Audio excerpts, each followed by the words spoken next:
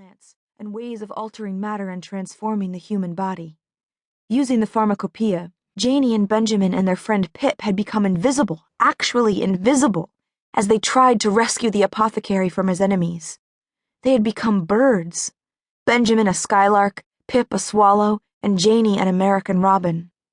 They had found the apothecary's colleagues, a beautiful Chinese chemist named Jin Lo and an exiled Hungarian count named Vilmos Hadik de Galantha. Together, they had stopped a Soviet nuclear test that would have killed or sickened the people who lived in Novaya Zemblia and the reindeer and fish that kept them alive.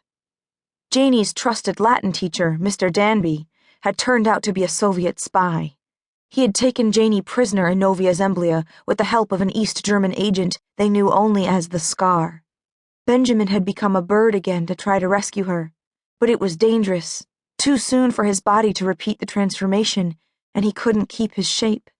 She had watched him plunge sickeningly from the sky into the Barents Sea. A man in a kayak rescued them both from the freezing water and took them back to Benjamin's father. In the meantime, not surprisingly, Janie had fallen in love with Benjamin. But then something happened that she couldn't quite forgive.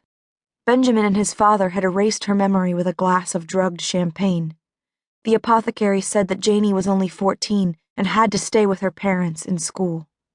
So fine, Benjamin and his father got to be mysterious, magical peacekeepers, while Janie had to memorize French verbs and eat institutional English food. Was this a fair arrangement? No, it was not. Not according to Janie. She had received exactly 3 letters from Benjamin after the diary, all with blurred postmarks from locations that she couldn't make out. The letters didn't say anything about where he was or what he was doing. In London, Janie's parents had been working as writers on a television program about Robin Hood. They had moved there from Los Angeles to escape investigation for being communists, which they weren't. That was another thing that hadn't been fair. But now they were in Michigan, teaching at the university in Ann Arbor, without fear of U.S. Marshals showing up at the door with a subpoena. The tide was turning against Senator McCarthy, who had never produced a single Soviet spy for all his insistence that he had a whole list of spies.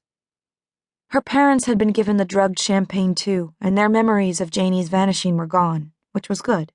It would have worried them too much. They would have made her come to Ann Arbor with them, which she didn't want to do. Instead, they had settled for letting her board at Grayson Academy. The original founders of Grayson had been Quakers, and the school prided itself on its progressive attitude toward women.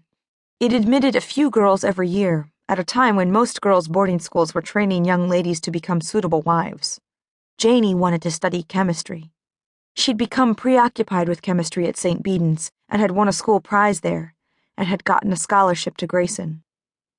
She couldn't imagine going back to Hollywood High now, the easy, sunshiny school she had once missed so much. Hollywood High was the place to be if you wanted an agent to spot your blonde hair and your violet eyes and put you in movies. But Janie knew enough about show business not to want that. And besides, she didn't have blonde hair or violet eyes. She had what Benjamin Burrows had called American hair, by which he meant there was a lot of it, brown, and it was a little out of control. In the chemistry lab, she tugged it back in a ponytail so it wouldn't dangle in the hydrochloric acid or sizzle into smelly ash in the Bunsen burner. Jin Lo, who was Janie's role model, wore her hair in a long, smooth braid down the back of her neck. Sometimes Janie tried to braid her own hair like that, but wayward wisps escaped around her face by lunchtime, and the braid was never as perfect and smooth as Jin Lo's. The peacoat was Janie's best reminder of everything that had happened. It had been cleaned, sadly, and no longer had its strange smell. But it convinced her that Benjamin and his father and their friends were real, that they had taken that long journey north together and returned against terrible odds. It made her feel safe. Her roommate at Grayson was a girl named Opal Magnuson, and on that windy night, Opal's parents had invited the girls for dinner at Bruno's, the Italian restaurant across the street from the Grayson campus. Janie leaned into the wind, peacoat clutched tight at the neck, and crossed the street into town. She pulled open the restaurant's glass door and was enveloped in the cozy smell of tomato and garlic. The sudden warmth made her cheeks tingle, and the soft light from sconces on the walls made her blink. Bruno, the owner, called out,